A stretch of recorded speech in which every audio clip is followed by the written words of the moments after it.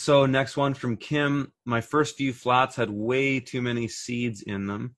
So talking about microgreens here. Are your densities for the paper pot 11, you said 1224, I think they're 1122s, or for the 1020s? I reduced density by 30% for my second planting. It seems to be better. Should I continue with my own trials? Yes. The densities I share in the microgreens course are all for 1020s.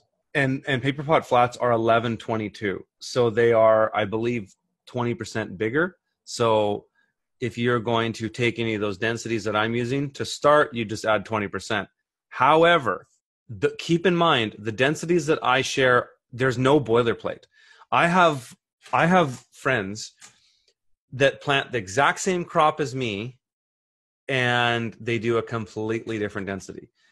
Densities to start with just get you started. What you're discovering is, hey, that was too much. That's great. You need to do that. I would always suggest just doing that and going through those trials and figuring out what's optimal for you.